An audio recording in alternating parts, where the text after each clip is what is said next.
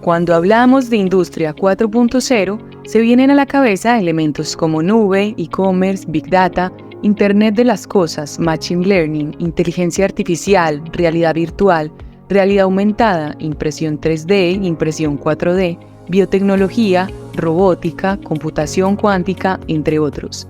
De inteligencia artificial se habla mucho y de computación cuántica muy poco. ¿Y qué pasará cuando ambas se fusionen en conjunto? En el presente capítulo de los podcasts de Sectorial se los contamos.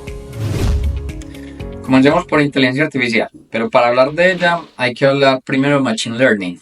Machine Learning, que es la tecnología que busca que las computadoras ejecuten o aprendan por sí solas sin una programación específica. En otras palabras, es poder crear unos algoritmos estadísticos que le permitan a las computadoras ejecutar unas tareas sin que les des una instrucción particular.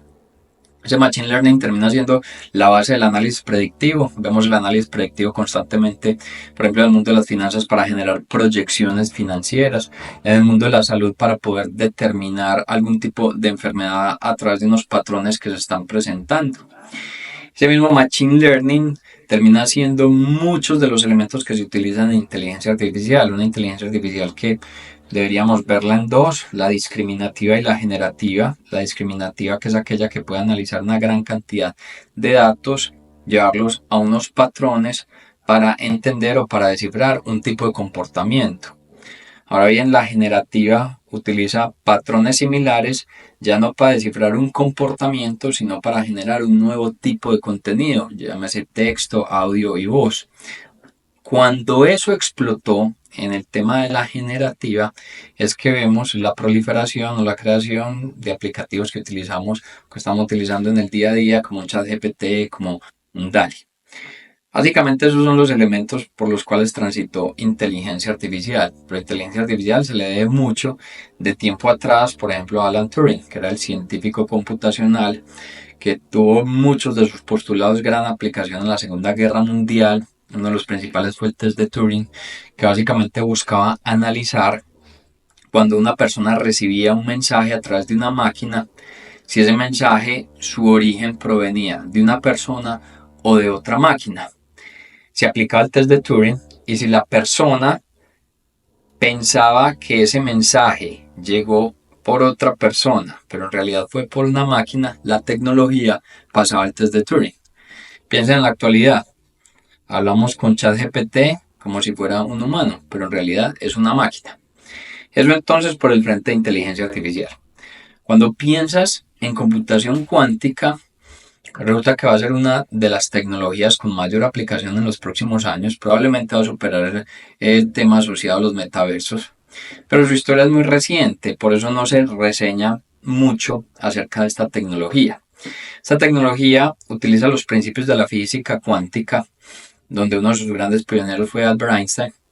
Y básicamente esos principios los lleva a poder crear unas supercomputadoras que puedan resolver problemas mucho más complejos, donde la computación tradicional o clásica empieza a verse limitada. Esa computación cuántica básicamente utiliza un principio de las partículas subatómicas, que es la superposición. Esa superposición habla que una cosa puede tomar varios estados al mismo tiempo. En computación clásica están los bits, que es el 0 y el 1, para expresar si existen o si no existen datos. En computación cuántica se hablan de los qubits, donde el 0 y el 1 pueden estar al mismo tiempo. Básicamente estos elementos están creando unos nuevos mercados, tanto en el hardware como en el software. Vendedores de hardware asociados a vender computadoras cuánticas, y en el software creando los QCAS, que básicamente es computación cuántica como un servicio y basado en la nube. Esa computación cuántica está empezando a mostrar que ayuda de manera directa, por ejemplo, en finanzas para crear una optimización del trading, en los temas también asociados al mercado farmacéutico, en poder generar patrones o identificar patrones para una posible cura, un posible medicamento, ayudar en el mercado energético a la mejor ubicación de paneles solares según la radiación solar que se esté presentando, la ubicación del sol en determinado momento. En los temas de sostenibilidad, a encontrar los materiales que terminan siendo más resilientes.